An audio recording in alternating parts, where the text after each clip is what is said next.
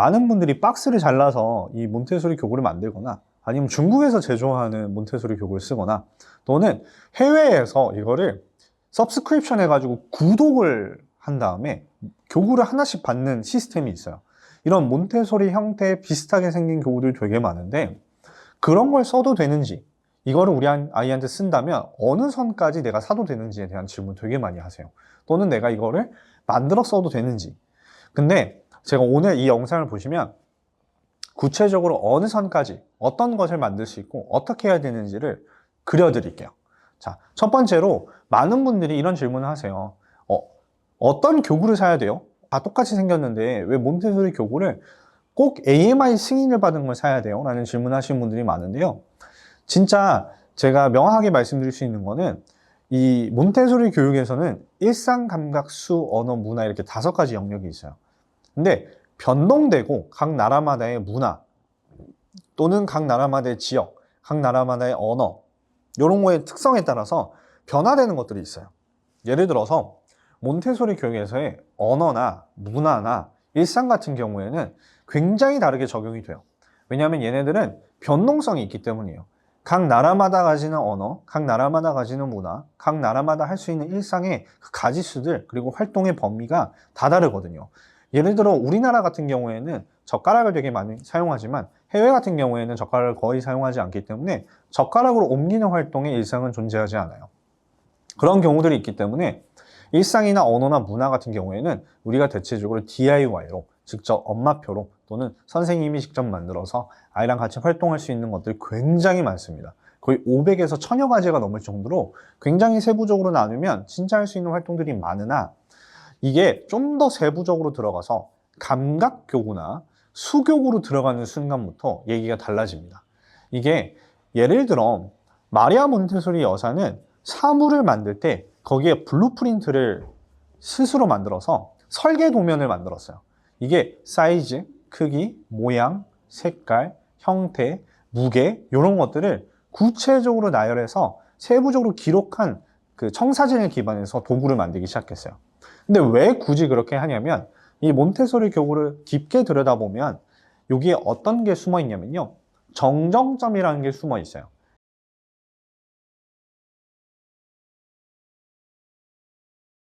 이 정정점이라는 것은 아이가 사물을 다루다가 심리적으로 이게 불편하거나 심리적으로 질서를 세우고자 할 때 내가 이걸 스스로 정정할 수 있게끔 불러일으키는 힘을 말해요. 근데 이거를 모든 사물에 한 개씩은 넣어놔야 아이가 사물을 다루다가 교구를 다루다가 잘못 들어가거나 변칙적으로 만들어졌을 때 아이가 그걸 다시 정정하고자 하는 마음이 생길 수 있거든요. 근데 예를 들어 그런 것들이 없는 상태의 도구들 같은 경우에는 활동을 하다가 내가 이게 잘못됐는지 또는 이걸 원래대로 돌려놔야 되는지를 모르는 상태에서 그냥 스킵해버리거나 그런 상황이 반복이 되면 엄마한테 요구를 하거나 선생님한테 요구하는 상황이 생길 수 있어요. 그래서 마리아 몬테소리 여사는 교구를 만들 때 명확하게 정점점이라는 것을 설계할 때 다 넣어놔요. 그래서 우리가 DIY를 만들 때도 예를 들어 따르기 활동을 한다. 이 따르기 활동을 하는데 물을 얼마만큼 따라야 되는지 모를 수 있잖아요. 그래서 아이한테 정점점을 주기 위해서는 따르는 컵에다가 빨간색 띠지를 둘러서 아이가 요만큼만 따르면 활동이 끝나는 거야. 이 이상으로 따르면 물이 넘쳐서 흘러내릴 수 있어 라는 것을 타인의 도움 없이 아이 스스로 파악할 수 있게끔 만들어야 돼요. 그렇기 때문에 이 감각교구에서의 이 정정점은 또는 수학교구에서의 정정점은 굉장히 중요합니다. 그리고 굉장히 심플한데 매력적이어야 돼요. 근데 이 심플도를 판단하는 기준은 이 마리아 몬테소리 여사가 이 설계한 도면에 명확하게 나와 있는데요. 예를 들어 분홍탑은 분홍 색깔밖에 없고 빨간 막대는 빨간색밖에 없어요. 단지 길이나 크기에 대한 변별로 딱 한 가지에 초점이 맞춰지는 활동이 중심이 된단 말이죠. 근데 우리가 DIY로 만들게 되면 어떤 문제가 생길 수 있냐면 이 DIY로 만들어진 일반적인 교구들은 심플함을 넘어서서 실제 영업적인 또는 상업적인 활동으로 변질되어서 너무 많은 색상을 넣거나 너무 많은 활동을 줘서 아이가 실제 활동을 하다가 이탈을 일으키거나 또는 그 불필요한 자극점에 이끌리게끔 만들어지도록 설계될 수 있어요. 그래서 그런 부분이 굉장히 주의해야 될 부분이고요. 그리고 진짜 마지막으로 굉장히 중요한 부분은 뭐냐면 이게 하나의 활동이 고립화되어 있어야 돼요. 이 하나의 활동이 고립화되지 않은 경우들이 DIY 교구들은 굉장히 많이 있거든요.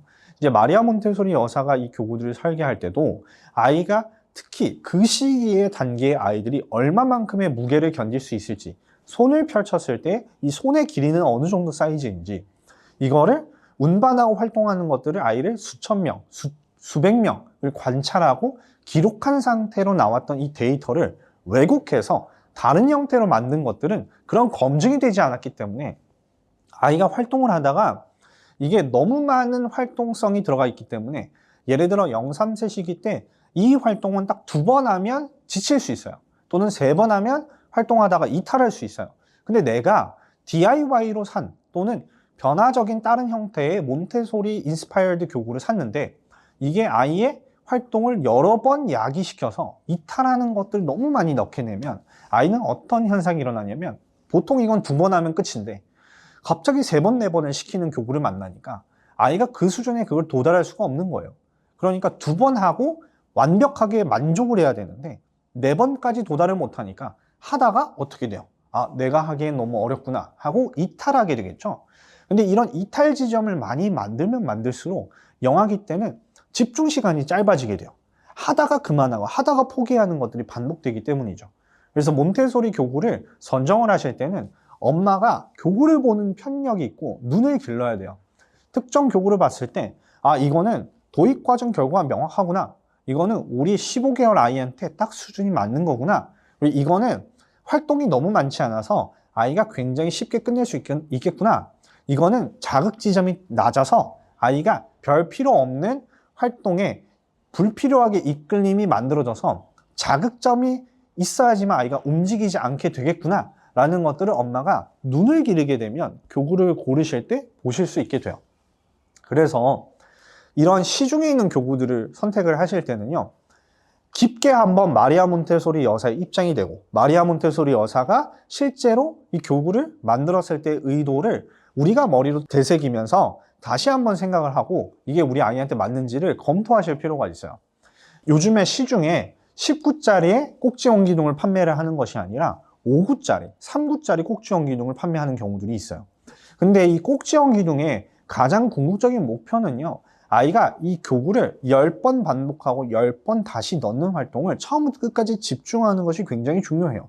그러면서 가로, 세로 높이의 이런 부피 같은 것을 구체적으로 변별할 수 있는 능력이 자연스럽게 길러지고 그거를 처음부터 끝까지 만족하는 과정이 있어야 되는데 그걸 단축하면 단축할수록 그게 변별할 수 있는 시각의 범주가 너무 커져버려요. 근데 36개월 정도 되는 아이들은 섬세한 진짜 작은 사물의 민감기에 가까워지는 아이들이기 때문에 사물을 다룰 때도 굉장히 섬세하게 본단 말이죠. 근데 내가 비즈가 이만한 사이즈가 10cm라고 느꼈는데 갑자기 비즈가 너무 길어졌어요. 그럼 이게 10cm라고 내가 얘기를 했지만 이게 정작 11cm였던 거죠. 그럼 아이는 이 다른 수치의 상태가 달라진 것들이 아, 이게 10cm구나 라고 정점점이 그거라고 믿어버리게 되는 거예요. 그래서 감각교구나 수교구 같은 경우에는 실제로 만들 때 AMI 승인된 교구들은요, 자로 재고요. 그리고 크기나 높이나 이런 것들을 실제 다 대조해보고 그림을 다 그려본 설계 도면대로 만들어져야 되고요. 그리고 그런 것들의 무게도 다 재봅니다. 그래서 이게 잘못 만들어진 분홍탑 같은 경우에는 10번과 9번의 무게가 똑같고요. 근데 그런 현상이 왜 생기냐면 이게 목재로 만들기 때문에 나무로 만들어진 것들은 대체적으로 팽창을 하거나 시간이 지나면 여기에 구멍이 송송 나와 있는 경우에는 이게 밀도가 낮아서 여기에 수분이 들어가면 팽창하기 시작해요. 이걸 낮추기 위해서는 나무를 거의 2년간 말려야 되거든요. 근데 이거를 소량 생산하는 곳에서 나무를 2년간 말리는 것은 사실 현실적으로 불가능한 일이에요. 그렇기 때문에 이 나무를 2년간 진짜 오랫동안 말려야지만 이 나무의 밀도가 높아져서 팽창하는 일들이 줄어들 수 있다는 거죠. 그래서 감각교구나 수교구, 우리 영아기 때 사용하는 감각교구 이런 것들은 웬만하면 마리아 몬테소리 여사가 만든 블루프린트, 즉 AMI 승인을 받았는지 구체적으로 비교해보고 물어보고 체크해본 다음에 구매하시는 것을 권장을 드립니다. 자, 그러면 오늘은 여기까지 하도록 하겠습니다. 감사합니다.